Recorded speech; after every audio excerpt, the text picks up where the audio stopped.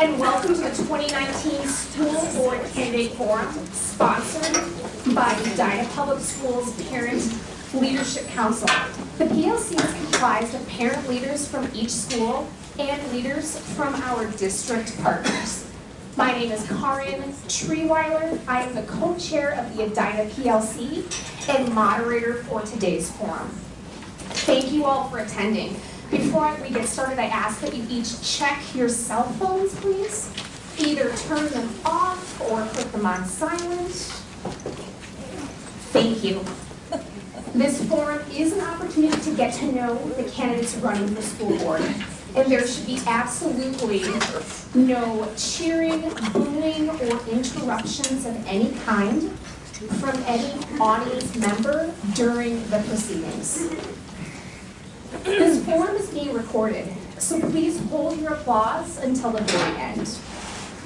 The forum will be available for viewing on the district's website later this week. All candidates who have filed for the office of school board and who will be on the November 5th ballot were invited to this forum. I want to thank each of the candidates for participating in today's important event. Additionally, I want to thank their candidates for their participation in submitting video clips to a format called Flipgrid. Flipgrid video technology is used in Edina Public Schools classrooms as a tool to engage students in learning and as a creative way for the students to show what they know. The Edina PLC partnered with the district's Department of Media and Technology Services to provide the public with an additional opportunity to get to know the 2019 candidates for school board. The candidates each prepared 5 questions and were given 90 seconds to respond to each of those questions. Of note, those 5 questions are not going to be asked in today's forum, so please check out their video clips online on the district's website. Here are the rules and the format for today's forum. Speaking order was assigned randomly before the forum and will rotate with each question. I will call on the candidates to answer the general questions by first and last name.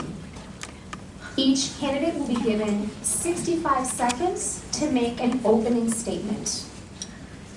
All candidates will answer general topic questions, and I will indicate in the question whether 60 seconds or 90 seconds is the time cap for that question. All candidates will answer lightning round questions that will consist of answering with either a yes or no. All candidates will raise their provided paddle at the same time to the yes or no lightning round question.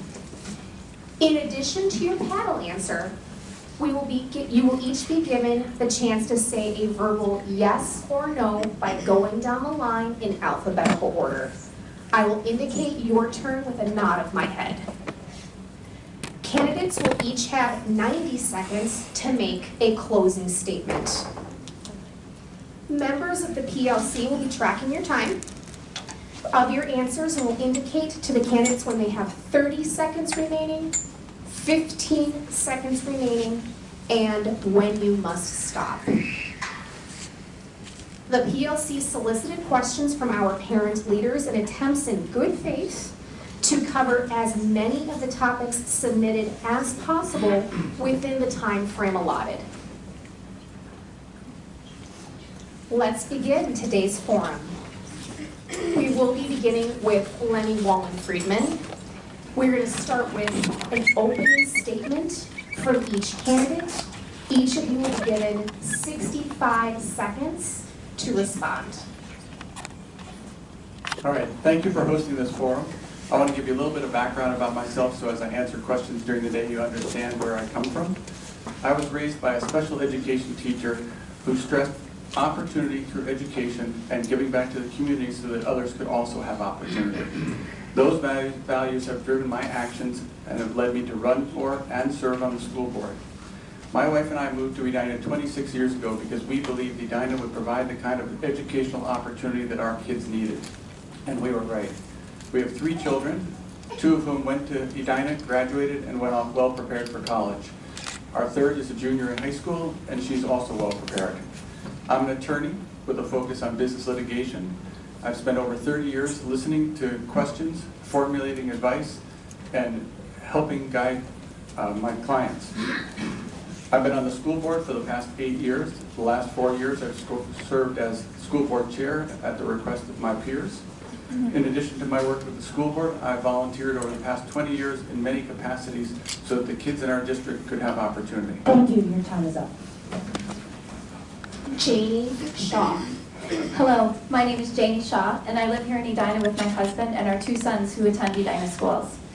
Here are some things that I want you to know about me so you have a context for my answers today. I have a business background working in the airline industry for many years.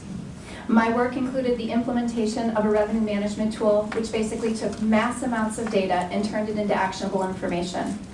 I led a team that identified, valued, and developed metrics for hundreds of customer touchpoints in the merging of 2 major airlines. I managed domestic brand recovery advertising after September 11th. For the last 14 years, I've been really involved in our schools. From classroom volunteering, PTO presidency and leadership at 3 different schools, a member of this PLC for 7 years, I have sat on numerous district committees and worked for a number of years at Highlands supporting teachers with math and science curriculum. I am truly boots on the ground in our schools. I'm proud to say that my work here has revolved around building relationships and helping to find creative solutions when things like funding become a barrier to good education for all students. Sarah Patzloff. I'm Sarah, and my husband Paul and I, who is an Edina graduate, have 2 kids at the high school. We have a freshman and a senior this year. And we moved to Edina 19 years ago because we knew we wanted to raise our kids in a world-class school district. And I fell in love with Edina and all that it has to offer. And I really value its dedication to education. I'm running for re-election because I bring an experienced, independent voice to drive for excellence in education for all. I've heard from our parents and our community. I've listened to their concerns and I've shared in their pride of our schools. You care about the education of your children, and you need a strong voice that will represent you when decisions are being made on behalf of your kids. I work hard to ask the questions that need to be answered, and I push for data that will help ensure that we make thoughtful decisions. The school board has a lot of work ahead of it this next year, and I believe that my experience and understanding of the issues over time will be an asset to the board. Nanne. Hi everyone, I'm Nanne, proud Edina High School graduate from the class of 2013. I went on to attend RPI where I played hockey and studied biomedical engineering, all while graduating in 3 years. I then turned the page and got married to the love of my life, only to settle down in the city that I fell in love with growing up in, Edina. However, after speaking with neighbors and students alike in the school system, I couldn't stop saying to myself, what happened to the Edina that I once knew and loved? Yes, we had an amazing year with our band, robotics program, as well as winning more state tournaments than any other year. However, watching as Edina went from 1st to 10th as per U.S. News, and which is a lagging indicator, just like that, was truly disheartening. I want to implement the ABCs of Edina, which I've laid out as academic achievement for all, base all of our decisions off of data, as well as have board transparency, and create multiple paths for all student success. I want to give back to Edina what Edina gave to me. Greene. I'm Julie Greene, and I'm thrilled to be here at home base. I have 4 kids in 3 schools, from senior down to 4th grade. I worked downstairs recently in marketing, work for community education, and I've attended dozens of board meetings and sessions over the last decade. I want to be on the Edina School Board. Each one of our 8,500 students is important. What can you expect from me? Fairness. I will do what's right versus what's easy. A strong partnership. A measured approach. I am thorough and thoughtful in my decision making. And accountability. I hold myself to high standards, as I will staff, students, and parents. We are a public school system, and an outstanding one. We have a springboard of opportunities here, and it starts with empowering our teachers so they can make the biggest impact possible in our classrooms for all of our students. What does that mean? A voice at the table, useful student data, and making sure that teachers have collaboration time with each other. We have important work to do. Thank you. Your time is up. And we can do better. Linda Friede. Sorry, I'm a little cold. Hope you can understand me. I spent my childhood in both urban inner city schools and rural schools. I come from a family of very limited means. School was always my sanctuary, and I was inspired by teachers who pushed me to dream big. I was the first person in my family to attend college, and I graduated with high honors. My husband, who was a 1977 grad, and I moved back here 30 years ago to take advantage of our excellent schools. Edina Public Schools were strong partners with us on our sons' educational journeys. We made sure they brushed their teeth and did their homework, and we trusted their teachers, coaches, and community mentors to reinforce our message of striving for excellence inside and outside the classroom. As a teacher in Edina, I was privileged to collaborate with extraordinary colleagues, many of whom have become lifelong friends. I understand and have worked with students from all backgrounds and all educational levels, and believe that our #1 priority must be academic rigor and growth for every student. Thank you. Your time is up. Thank you. The following is a general question for each candidate. You will each have 60 seconds to respond. This question is going to start with Julie Greene. Define governance and what it means to you as it relates to the school board. Specifically, where does your role end and district leadership begin, related to defining courses, curriculum, and evaluation? Okay, could you read that? Define governance. Define governance and what it means to you as it relates to the school board. Specifically, where does your role end and district leadership begin, related to defining courses, curriculum, and evaluation?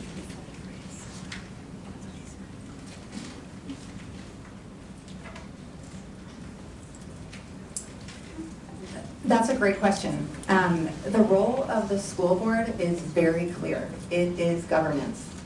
And what that means to be an effective board is that we have to look at governance in how it's defined in our policy. 1, setting the strategic direction for the district.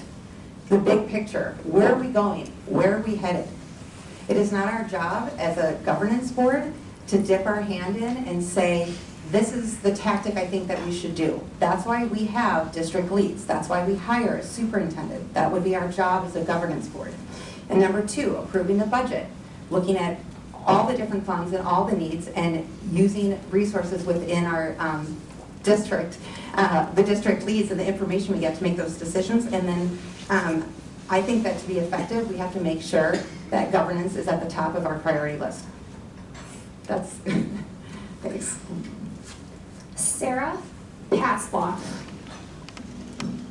Well, interestingly enough, governance is actually a theory and is defined by a lot of different people and how that role is played out, whether you're a nonprofit, a school board, or governance at a private company. But governance to me is oversight. And oversight doesn't, in my opinion, always have a start and an end. I don't think it's that clearly defined. There are going to be times when governance is easy and oversight is simply, going through our packets, making sure that we show up and we understand and we do the work and we approve or disapprove things that come to the board.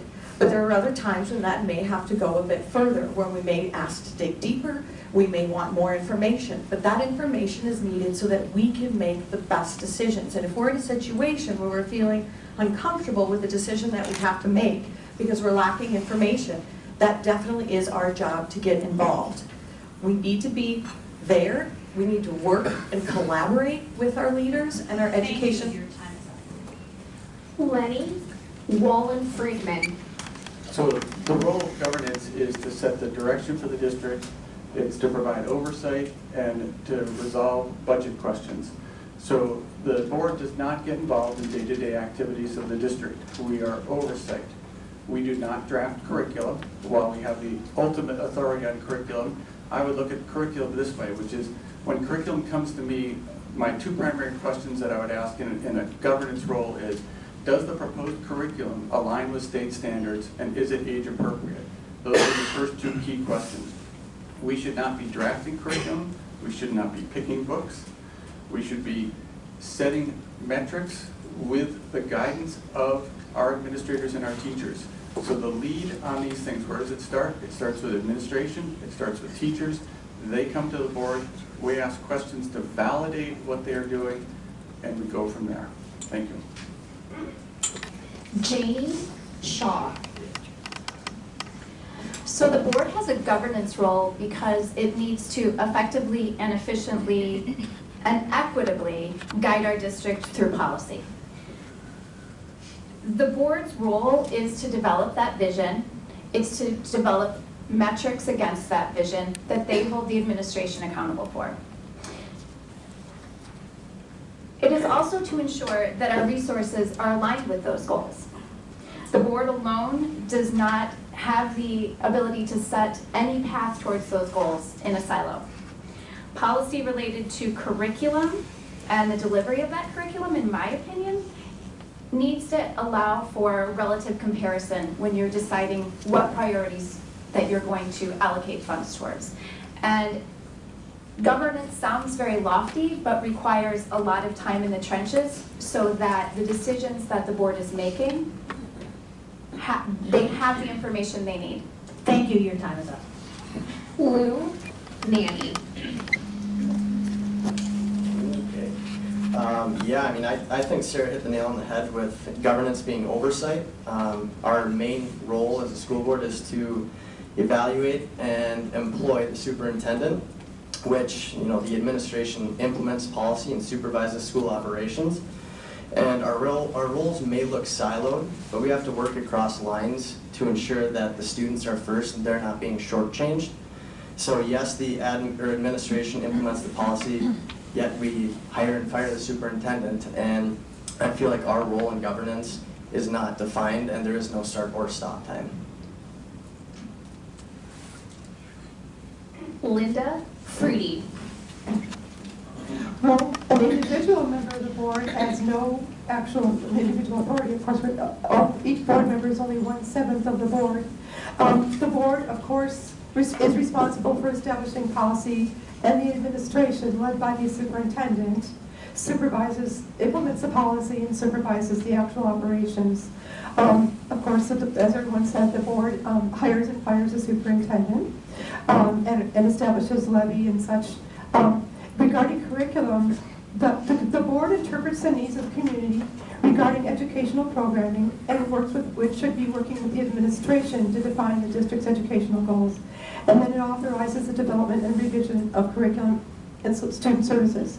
I think metrics need to be attached at all levels. So in other words, the board approves things and then needs to be checking in regularly to make sure that what was intended is actually what's happening with the students. Thank you. We now move to the first lightning round. Again, the answer is either a yes or no by raising your paddle, and then a verbal response by moving down the row in alphabetical order. I'll indicate with a nod of my head. Do you think politics should influence individual board members and school board policy?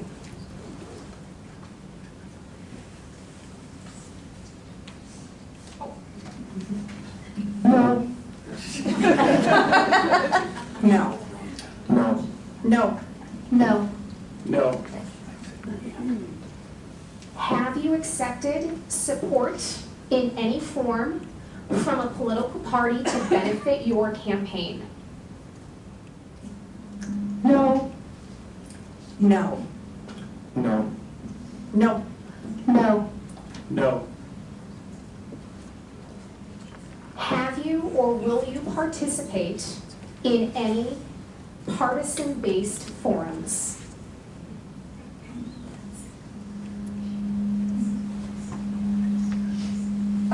Yes.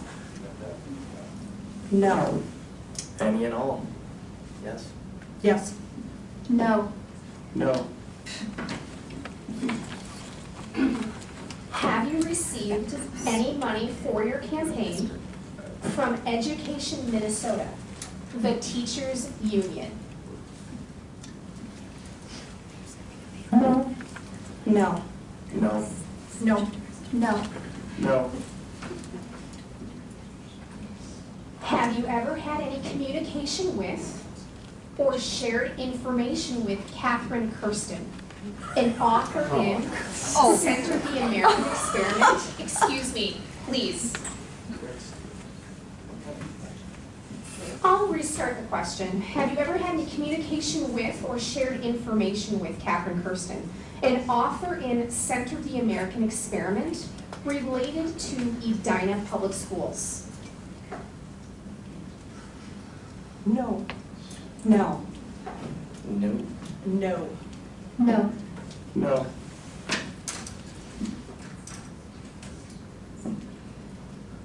We now move back to the general questions.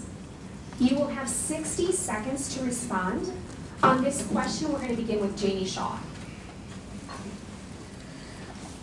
What has Edina Public Schools done well in the past 18 months? Please be specific and share at least 2 things. Janie Shaw. I got a fun one to start with. Let's see, I can think of many things, but a big one that comes to mind is the district's work towards early literacy and what that's looked like at some of our elementary schools. It's just a beginning, and it's a good start, and there's more work to do, but at Highlands Elementary, there's been a restructuring of our elementary school to give more opportunity and more time for our early readers, our emerging readers, to get strong foundations, and I know that is spreading across all of the schools. At the middle school, they've got an extremely robust student leadership program that continues to grow. There's been a lot of work at our middle schools about opening up opportunities for flexibility in schedules and times to have systematic interventions for our students. At the high school, there's been an increased effort towards mental health in the new co-located mental health services that our students are receiving. Oh God, I could keep going. Thank you, your time is up. Linda Friede. Well, in terms of achievements, we've had some big ones. Our robotics team that's associated with the school district has been rocking it internationally.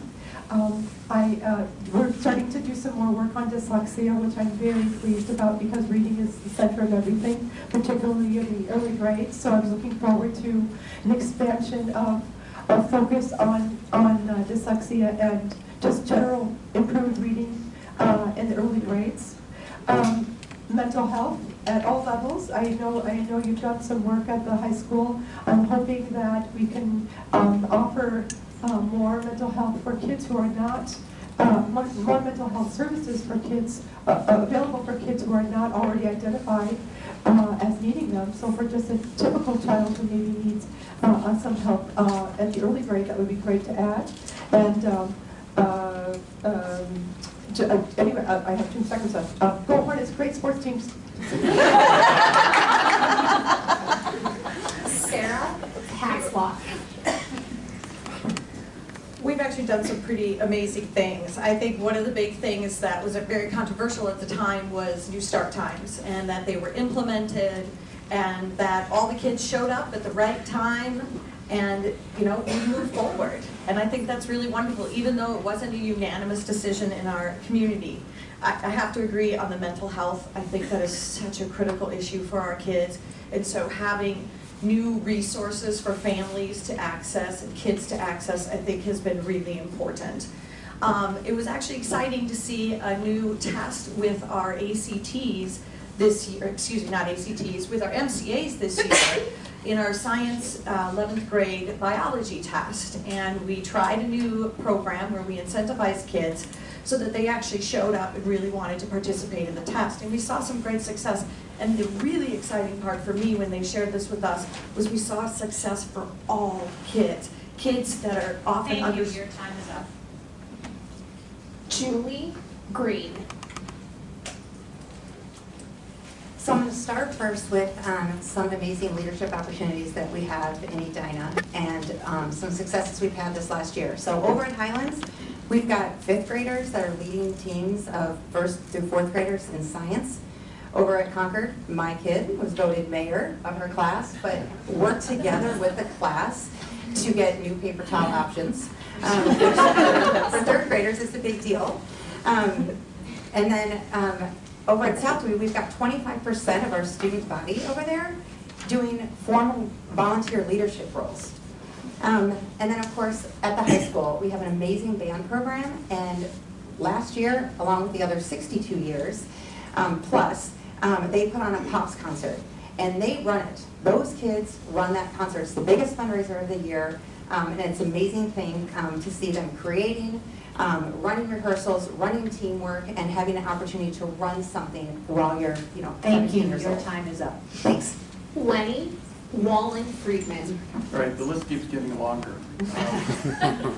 So, one of the good things we've done, public feedback on the strategic plan, going out to get community input. The biology MCA telling students that you can make this count as part of your final. Proficiency went from the mid-70s to mid-90s. New start times, mental health programs, extracurriculars. We continue to do well in both sports and extracurricular. For example, the robotics team won a national award, maybe international, sorry. We hired new people, John Toth in the business office, Brian Bass, an AP at Concord, AP assistant principal at Concord. We've rolled out Singapore math in the elementary school, which is going to be transformative in terms of our math program. We've worked on making changes in early literacy, which will also show dividends. I'm done. I will stop there. Nanne. As I alluded to in my opening statement, obviously the robotics program, sports, band, that's all amazing. And, it was probably the best year we've had in quite some time. But on another note, I forgot what his name was at the Teacher Appreciation Day, but the kid who was the Hornet, I think he did an amazing job of partnering with the special ed group at their schools, and that's something that I did back in the day, and I love to see that.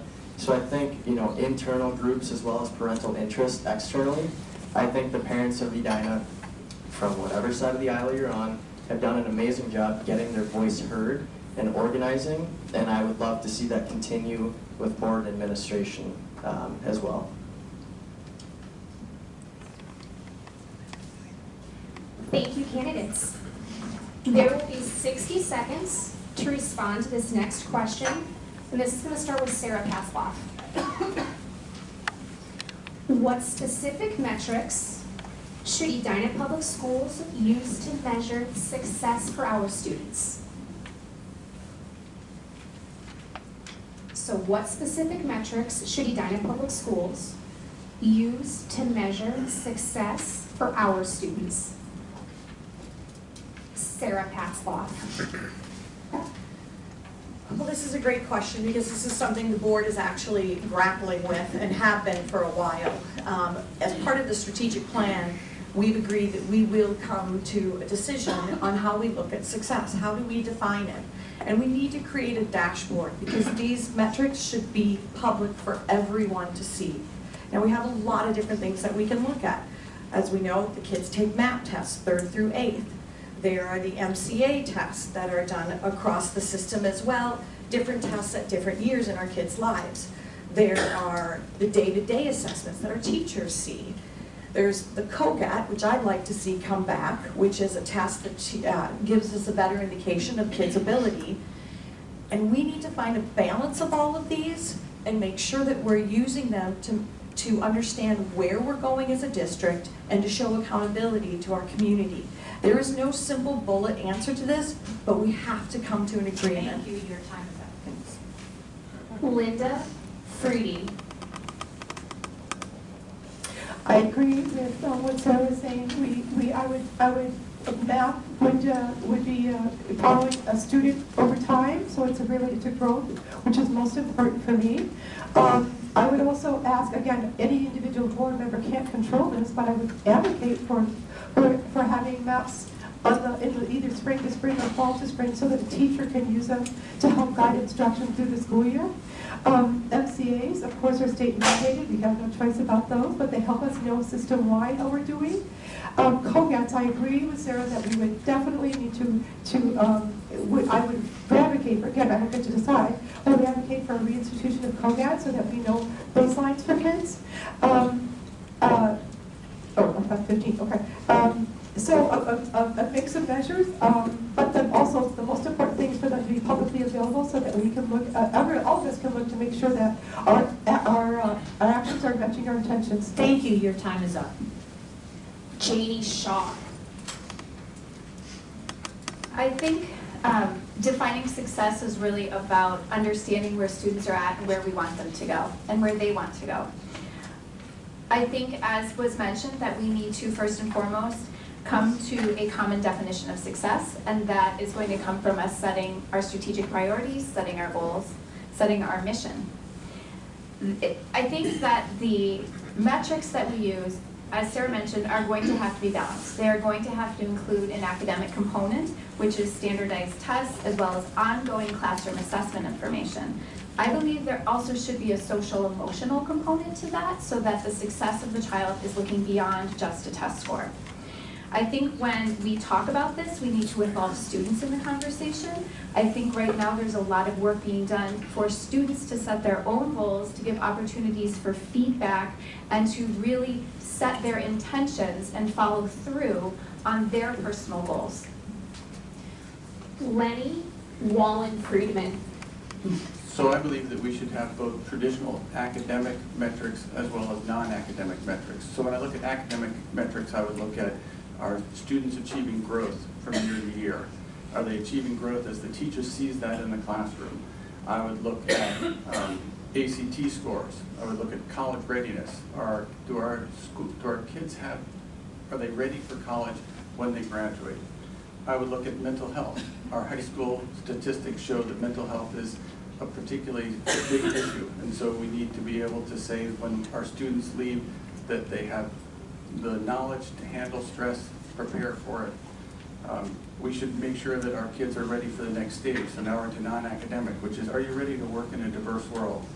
So that when our kids leave, they're not going to necessarily stay in Edina. They're going to work in a corporate room. They're going to work in a potentially any type of environment that's going to be particularly diverse. And we can do that by graduation surveys. Thank you. Julie Greene. I think this is a tough question because what success looks like for one student is going to look different for another. It's not a simple calculation, and metrics alone can't be the only defining moment that we have for kids. So when we talk about defining success and looking at metrics as a district, the number one thing I think we always have to remember is that we are talking about kids, our kids. So what would a report card made by us, for us, look like?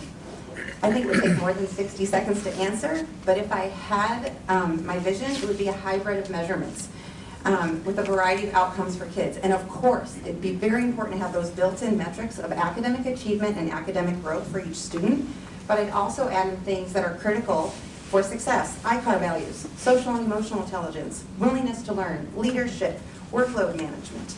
I think that all absolutely needs to be part of our metric system. Nanne. We're all so fortunate to live in Edina. I mean, we have all the resources at our disposal, but success is completely on an individual basis, and it's quantitative and qualitative. So qualitatively, are students proud to be a Hornet? I think that's how we measure success on that end. But quantitatively, from the strat plan, I mean, it says we have a decrease in math, MCA, and ELL, and special ed proficiency. We need to add the COGAT. And I'm going to disagree with Leny because the ACT scores, I do believe we have so many resources at our disposal where we oftentimes, I've heard of parents paying thousands of dollars to increase their kids' chance, not like they did in California and Felicity Huffman, but to increase their ACT scores. And that, for me, does not define success if you have to pay for it. So I just think all data should be made public, and we should hold our students accountable on a statewide basis. Thank you. We will each have 90 seconds to respond to this next general question. On this question, we're going to start with Nanne. Data-driven decision-making is a popular topic amongst candidates. Specifically, what data do you think we should use and to drive what decisions? Okay. One more time. Data-driven decision-making is a popular topic amongst candidates. Specifically, what data do you think we should use and to drive what decisions? Nanne. We've been first for essentially 5 decades, and I failed to agree with data being used in the last curriculum that we've implemented, because quite honestly, it has not shown or proven to do us any justice. So what I think we have to do is we have to use data that's tried and true and only implement what's worked on a statewide basis. Like from a personalized learning standpoint, no public school of significant size has shown this to be of benefit, and I feel like Edina should never be implementing anything that has no data to back it. Sarah Patzloff. Yes, we do like to talk about data-driven decisions, but I think there's a reason for that, because they're important. It takes out the feelings and it puts it into a more concrete place when you're making decisions. But there's a lot of different things. We already just talked about test scores and how we look at that. And one of the things that I think is critical with that I didn't mention before, the reason the COGAT really can be helpful for our teachers is when kids are taking MAP tests or MCAs or standardized tests, to be able to go back and look at that COGAT and see what their trajectory should look like, and if kids aren't meeting that trajectory, we need to be stepping in and helping them to get to where they should be. But there's a lot of other things. We do surveys in this district, and we need to make them public and open them up so that parents can see feedback from teachers, from parents, from students. Enrollment numbers. We've got to watch our enrollment numbers. We have been a blessed district on this subject until recently. We have lost students. So then it's understanding, why are we losing those students?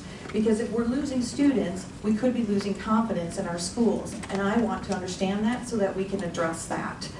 Other data that we can take a look at is simply, talking to our staff, talking to our district administrators, and taking all of this data, putting it into a dashboard, and helping us to understand. So as we have the test scores and we have the survey feedback. Thank you, your time is up. Thank you. Friede. Well, others have touched on some of the key points. I agree. I think that the biggest thing we can do differently perhaps in the future than we've done in the past is when we set out for doing a new initiative, we should attach expectations to it so that we can measure to see whether or not what we're doing and spending money on and experimenting on our kids in some cases is working or not. So I would expect that from a board level, we would expect anything that the administration is recommending that we try, that going into it we ask for again, metrics be attached. I agree, parent surveys are important. We need to be doing them, and then sharing them with the community. We want to know in detail what people think about our schools. I think when enrollment, someone touched on, I think Sarah touched on enrollment. I think when a family chooses to leave our district, we owe them. And we owe them an opportunity to tell us why. I think it's actually just a respect issue. They've shared their children and their children with us for years. They're precious children, and we need to understand why they're leaving us. And they can, as a customer, they were a customer for some period of time, and we want to know why they're not there.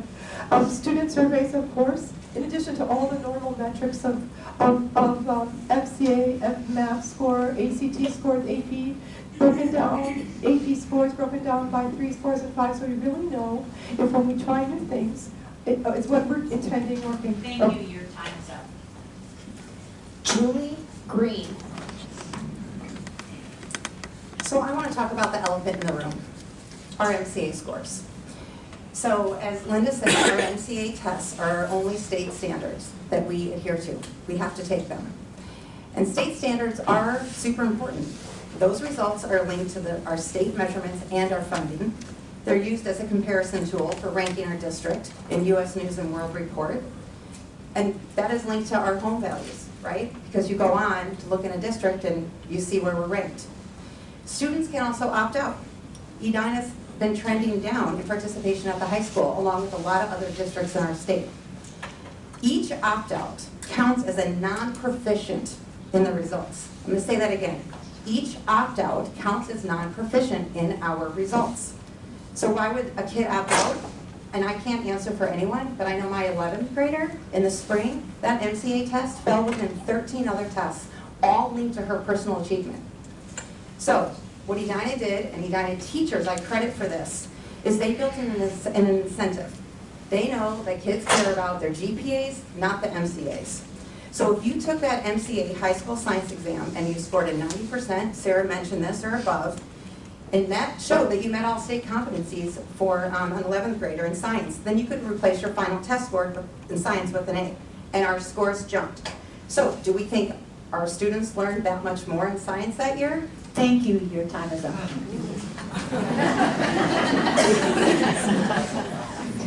Leny, Wallen-Friedman. All right, so we're going to use different data in different scenarios. And so we talk about data for teachers, we talk about data for the district, and we talk about data for parents.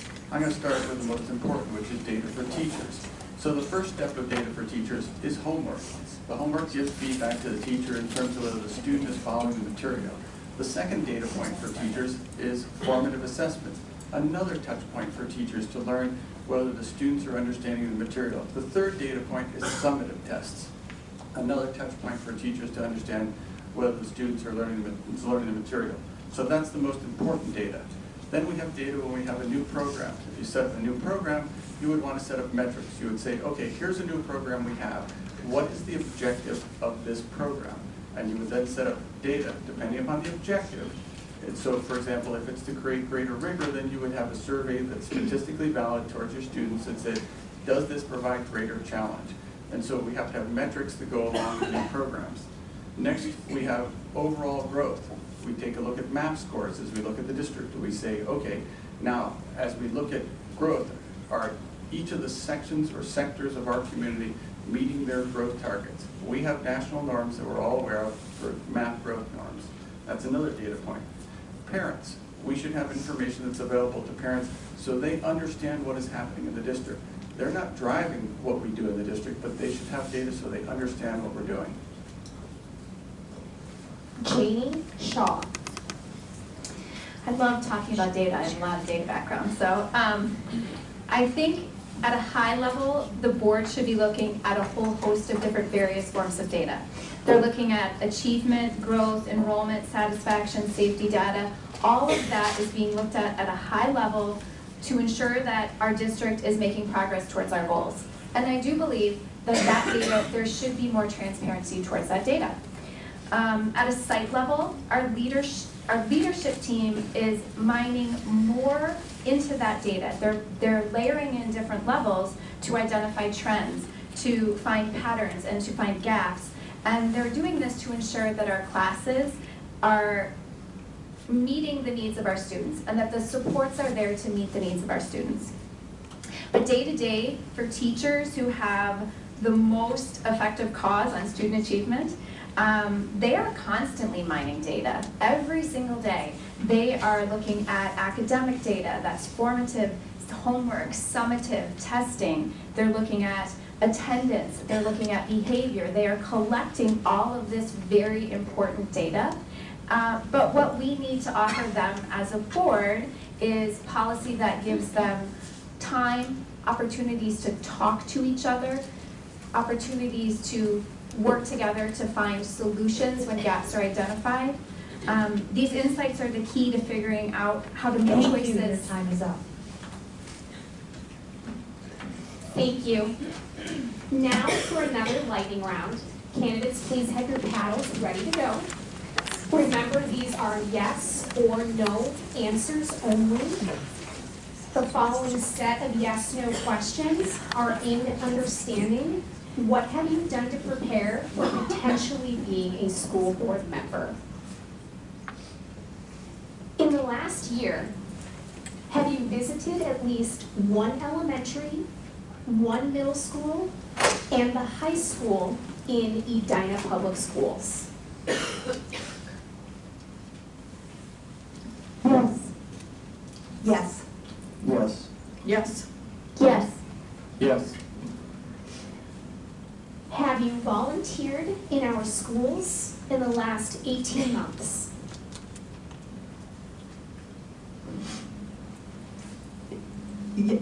Yes and no, I tutor pro bono. Unless volunteer, otherwise no. So, Yes. No. Yes. Yes. Yes. Have you spoken to or met with any building principals to understand their goals and challenges for their respective sites in the last year? no.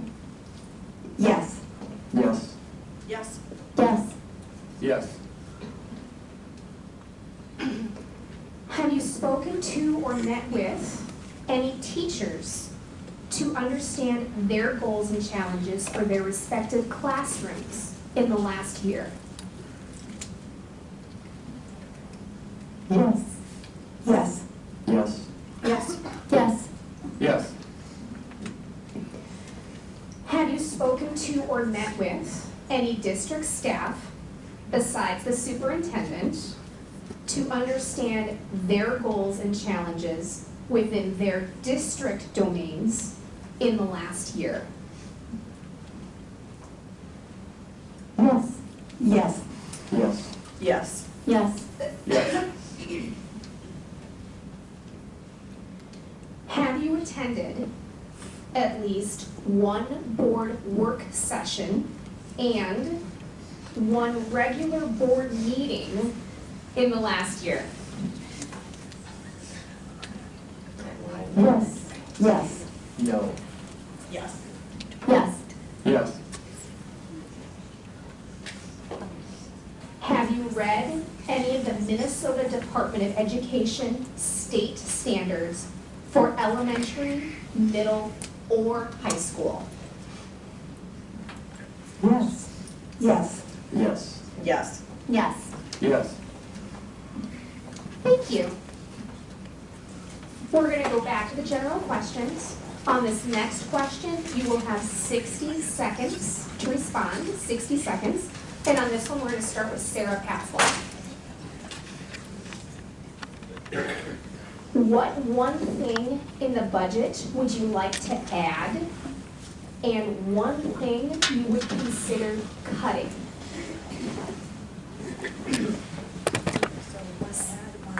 What one thing in the budget would you like to add, and what one thing would you consider cutting? Sarah Patzloff.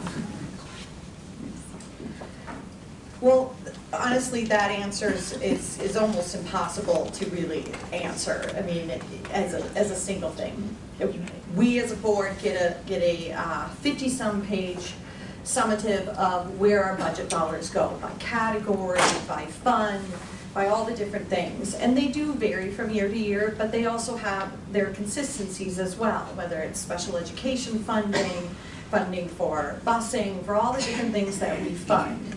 So I can't say that there is the one thing I would add or the one thing that I would take away. What I would want to understand from every department, from every administrator recommending changes to the budget is why, how will it affect kids, and then percentage-wise, as we look at cuts, and actually I was just meeting with a special ed parent yesterday, when we're making these cuts and it's affecting children, how are we finding the best ways to... Thank you, your time is up.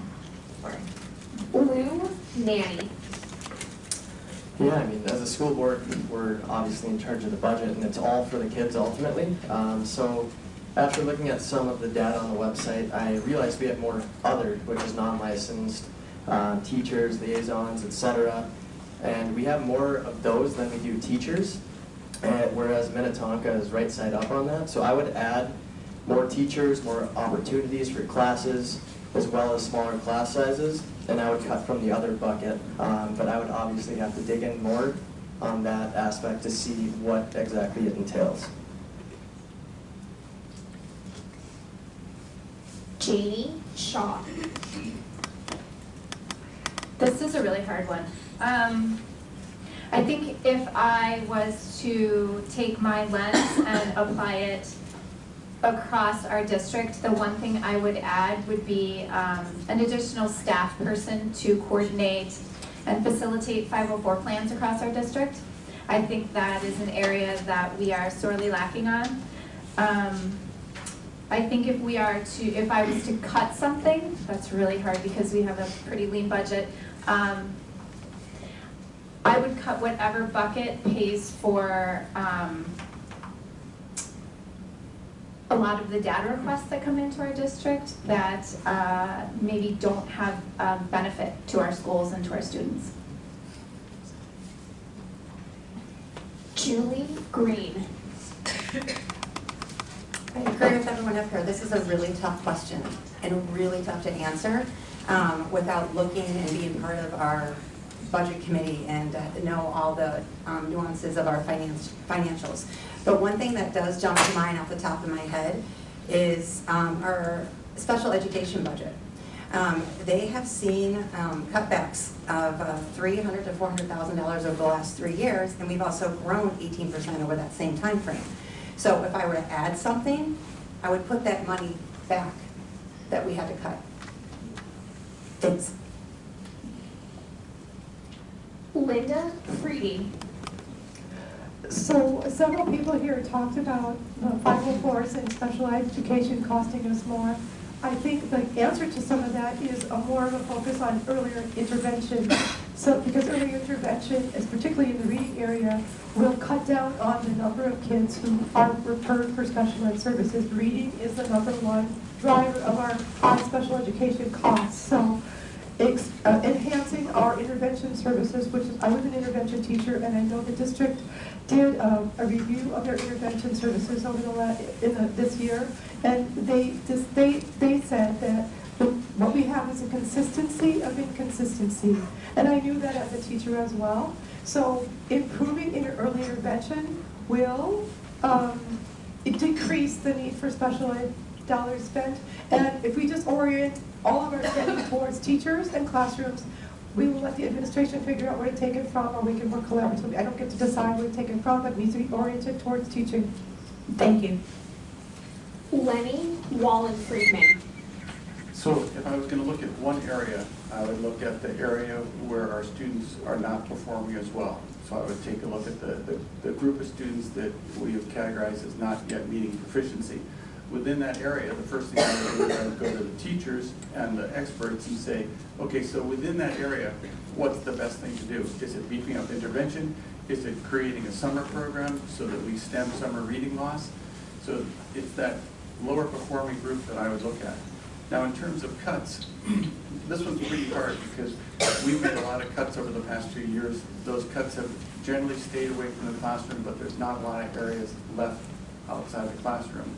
So if I was forced to pick something, I actually would take a look at busing, and I would look at busing in the concept of where can we reduce busing costs that will not cause a safety issue or alter our start times. And I think that there are probably areas in that particular direction. Thank you. We will each have 90 seconds to respond to this next question. On this one, we're going to begin with Leny Wallen-Friedman. How can we meet the diverse needs of our students with a limited and declining budget? Specifically, how would you go about prioritizing the needs of special ed, GT, proficient, and non-proficient learners? How can we meet the diverse needs of our students with a limited and declining budget? Specifically, how would you go about prioritizing the needs of special ed, GT, proficient, and non-proficient learners? So in terms of actual dollars, we don't have a declining budget. We may have a declining budget because of inflation, but in terms of actual dollars, it's not declining. So if I were going to be forced to rank these, again, I would start with the students that aren't proficient, and I would say, what extra resources can we put towards those particular students? And it isn't necessarily additional dollars. For example, as noted, our intervention programs have been inconsistent, so I would make those intervention programs more consistent. I would look at liaisons to reach students who are underrepresented. That wasn't mentioned, but that's an area that I think that we need to take a look at. Special ed, again, to the extent that we can be smarter in how we're using our dollars, that's another area. I think you asked about gifted. There are multiple ways that we can reach gifted students with the same dollars. We're experimenting with compacted classes, which means doing a 3-year program in 2 years. That both advances students and it frees up time and energy at the high school for them to take either more advanced courses or to potentially do an internship. But again, in terms of order, non-proficient, special ed, liaisons, and GT services. Thank you. Linda Friede. Well, I wouldn't be able to put them in rank order because I believe that our number one, we have to meet the needs of all learners. So I would not. I think the way the question is structured, it's been asking for prioritization, meaning one group gets or a dozen group. I think we can do it all with the money that we have. Again, back to the previous question.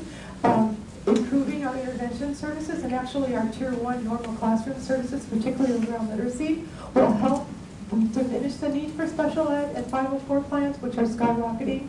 In fact, I think we're over in the last. I don't want to quote statistics here, but it's a shocking increase over the last 5 years. I think that one of the ways we can help is to follow RTI process. So our previous strategic plan called for us to use RTI process to organize our students to get the services they need. We're not actually following that anymore. We went to a personalized learning model. And so it's spotty. We aren't using RTI process. I think that the individual needs of the kids at the high and the low and in the middle can be met through RTI process. And I spoke with the superintendent in the meeting, and he agreed with me that he believed that RTI process with fidelity he said, I love RTI with done with fidelity. I know in my previous work in Cornelia, we were rock stars. I think my colleagues and I, back a number of years ago with RTI, can help serve the needs of all students. Thank you. Janie Greene. Can you repeat the question again? How do we meet the diverse needs of our students with a limited and declining budget? Specifically, how would you go about prioritizing the needs of special ed, GT, proficient, and non-proficient learners? Thanks. I think this is a tough question, and I think this is why it's really important that we get our strategic direction right, and that we have a big picture that we're looking at, so that we're able to then prioritize how everything fits in. It's tough to rank them because I would hope that as we make decisions on different groups, that we do look at everybody, because every student in Edina in our schools is important and should have a voice at the table, I think. So the number one thing though that pops to my mind is growth, and that comes to like non-proficient. So who is struggling the most? How do we build them up? Not losing sight of everything else that's going really well, but how do we help support that? And I think that's why it's super important to have a strategic plan that gets us in the right direction. Thanks. Nanne. Well, this kind of plays off of last question on how to allocate budget dollars, but in order to meet the diverse needs of students with, I'm just going to say, a thin budget, I really think we have to make a focus on real life and applicable courses such as the special ed buddy program. When I was in high school, I did an independent study with Doc Locke, and it was the best time of my life, best class. I was in the gym class with the special ed students, and the following year, there were more and more kids signing up for this. And that's a way to keep budget thin as well as doing good within the school and the community. And then from non-proficient, proficient, and gifted, we have to ensure that we're looking at all gender, races, ability on the same level. They're all ones and zeros, it's binary. And I honestly think we have to offer traditional honors and AP courses, and for those who are non-proficient, we have to make sure we catch them early. Otherwise, we're doing them a disservice, and it'll take them years and years to get back to where they need to. Sarah Patzloff. Well, I wholeheartedly agree that prioritizing like this is difficult. And honestly, I think it's unethical to prioritize one group or another. We need to reach all kids, and we need to reach them where they are, and we need to let them rise to their highest potential. And that's all kids. Doesn't matter, when I look at this list, your proficient kids, your kids in the middle, which are so many of our kids, we need to give them access to push them and keep them growing. But we can't ignore our non-proficient kids. We had a system called RTI, which is response to intervention. Now we call it MTSS. The bottom line is we need to be intervening. And the earlier we do it, the better, because the second we let these kids get behind, it's that much harder to catch up. Our special ed kids, they take a big chunk of the budget, but that's okay because they deserve an education too, and we need to meet their needs. GT kids, it seems like, and I've heard people say, well, they have so much, they're already advanced. They still deserve a good education and deserve to be able to grow as well. We also need to give kids choices and put them where they need to be so that they can have that access. As a last thing that I just wanted to point out, my daughter tutors a 6th grade student at Valley View to help her with clarinet. This is a free, Thank you, your time is up. sorry, it's a creative way to use money. Janie Shaw. I'm going to agree with Julie on this, that this really needs to be a part of our strategic planning work.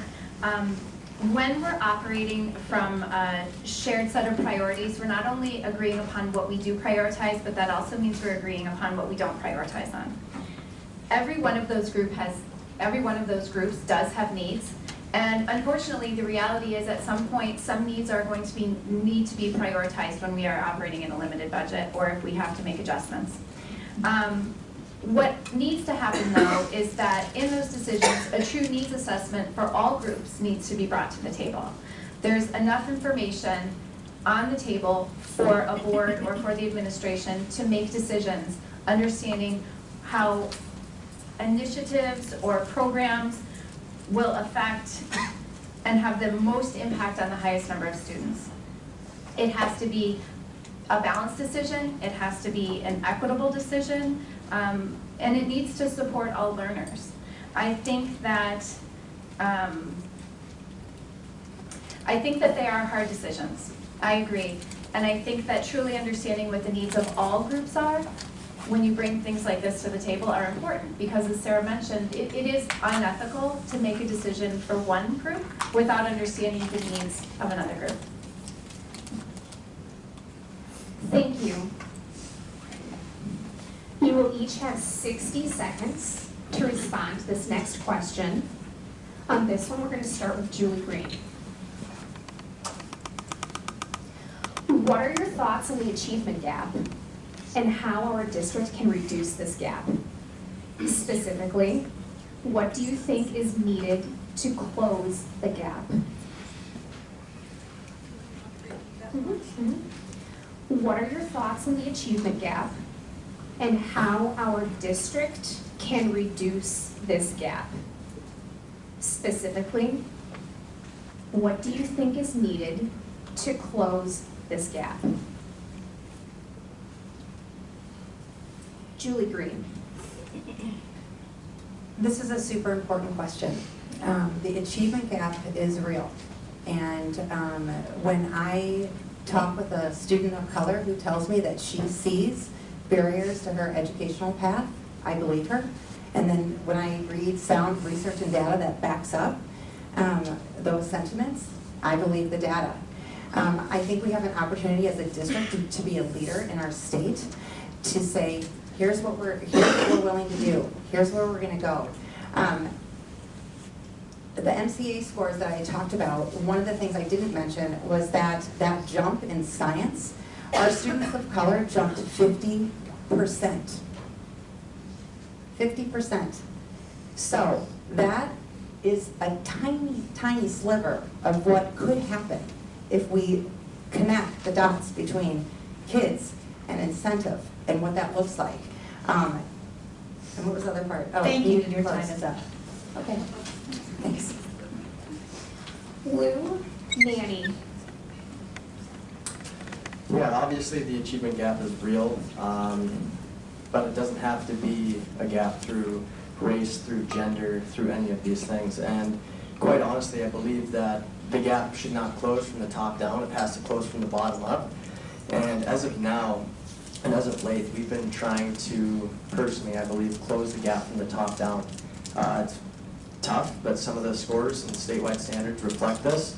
But what I think we need to do is ensure that the bottom is being lifted to their full potential so that we can push these kids through and help them reach as much as they possibly can.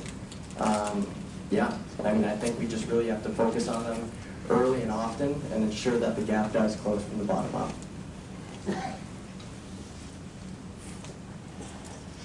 Janie Shaw. So I was actually recently challenged by someone to learn more about this gap that exists in the achievement levels of some of our minority and lower income students.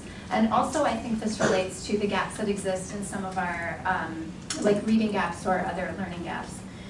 We do have successes in our district, but we also have a lot of work to do. We need to make this a district-wide priority and keep it there. What that looks like to me is continuing work on enhancing cultural competence, access to qualified staff for our students, family outreach. In the classroom, it means giving more opportunity to challenging and engaging curriculum around our standards. And most important, ensuring a system of support, so not just kids that are failing, but kids that aren't being offered opportunities for growth. Ultimately, what we want is this systematic approach to identifying the gaps. And the only way that this can happen is if we build flexibility into our schedules and an opportunity to layer in Thank you, attributes to your the time is data. up. Linda Friede. Well, this is my wheelhouse because that's what I did for my work, and I'm proud of the work that we did. I think it comes with the belief that it can be done. And I've heard some people in the district have said things like, kind of blamed our decline in scores on the fact that we have changing demographics, and I fundamentally and categorically refuse to accept that as something. All kids can learn. You can take a child at the 20th percentile and take him to the 80th percentile. I did it all day, every day, throughout my career. We need to be able to, as someone mentioned here, we have opportunities with our scheduling to make sure kids can get access to great services. We need to have professional development, more robust professional development for our intervention teachers. We need to improve our outside of school options, including Saturday school or summer programming. I think sometimes we check boxes and say we're doing something, but I think it could be more robust. Those are 3 areas, of course, including outreach to parents and such, but Thank you. Leny, Wallen-Friedman. So first I want to make it perfectly clear that we have not been trying to close the achievement gap by lowering the achievement of the high achievers. So that misstates the importance that we place on our high achievers, and it misstates the success of our high achievers. So having said that, what we need to do is, again, work on our intervention programs because they have not been as consistent as they should be. I think another thing, and by the way, each of these recommendations I make are going to be prefaced with, I want to talk to our teachers to get their perspective on what's the best particular avenue to follow. But intervention, summer loss, again, statistics show kids, when they leave school in May, if they don't have enrichment over the summer, they come to school further behind in September. Early intervention, preschool programs that reach kids before kindergarten and that stress that elementary years. If we catch them then, they'll be ready to roll. Sarah Patzloff. I so agree with Linda, and as I've gotten to know Linda and she's shared that, her stories are amazing. But I totally agree. There has to be belief. We have to believe in all of our students, and that means every kid that walks through the door, we have high hopes for them to achieve their best. We need to remove barriers. But to do that, we have to understand the why, and that is what I'm always going to go back to as a board member, because I am not the expert on on how to close the gap. But why do we continue to see this? We have been focusing on this during my 8 years on the board in our district, yet we have not closed the achievement gap. So I ask, why do we continue with the same programs if they're not working? We need to examine those programs and understand why these kids aren't growing. And then we need to address those whys. But if we don't ask the why and we make assumptions of why this gap is there, we're never going to close the gap. Thank you. On this next general question, there's going to be 60 seconds to respond, and we're going to start with Linda Friede. In a time of limited resources and increasing expenses, what ideas do you have to increase revenue for our district? Couple of areas of opportunity or busing. I think it's been talked about briefly. We bus more kids than we need to bus. We bus a lot of kids who live close to schools.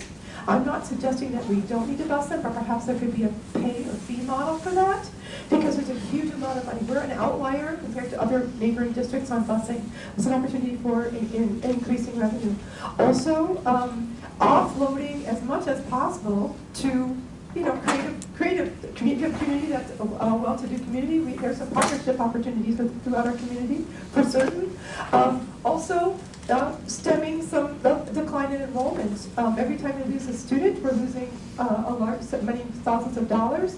So stemming that will help the budget. Last year, I think, was it $800,000 or $900,000 of kids who left, which caused some budgetary problems for us. So those are the three big ones right now. Sarah Patzloff. Before I was on the board, I participated in a group called BRG, Budget Reduction, Reallocation, and Revenue Generation. And the revenue generation was what this question is all about. Well, Linda stole my answer on the busing. I could not agree more.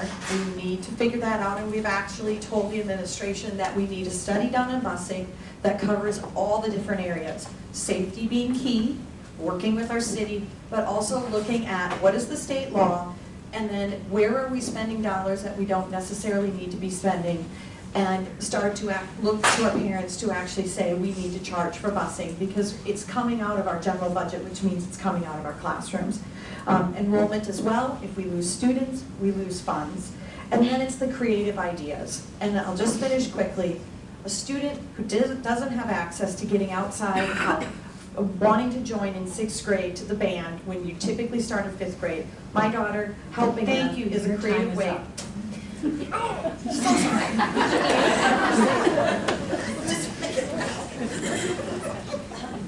Blue Nanny. Yeah, well, with limited resources and increased expenses, I think Linda hit the nail on the head by speaking about busing. I've met with a few parents who are completely fine with paying for use, primarily because the only reason is safety for their kid. They don't want their child walking less than 0.7 miles in negative temperature weather, and nor would I. I mean, I have a 16-month-old, and if something like this happened over the summer, I'd be pretty upset, but it's something I'd be willing to pay for. And then I believe it's $8,300 per student or somewhere around there that we lose for each individual who leaves the community, and obviously we have to do our best to keep resident students within. And we need to get money from alumni, such as donors to the Hornet's Nest. I mean, I know a lot of individuals who donated to the Hornet's Nest, but if we can reallocate some of those funds, I believe we can definitely drum up some support from our community. Leny Wallen-Friedman. So I will mention busing, but understand that's going to be a nominal difference. You can't raise a lot of money for busing. It costs money to actually provide busing services. So what I would say is one of the things we need to do is to be better at explaining who we are and where we're successful. I think that over the years, we've sat there and said, we're Edina, and that's it. Now we need to say, we're Edina, here's where we're successful. This will actually improve our reputation, it will increase our enrollment, and that will bring in additional revenue. I'm going to give a shout out to Edina Give and Go and the Ed Fund. Those are other areas that we can do fundraising and support our district. And then the last area is, as we develop areas of expertise, we can run seminars and charge other districts to come here and learn how to do things right. And there are districts that do this and raise hundreds of thousands of dollars doing it. It's something that we can look at.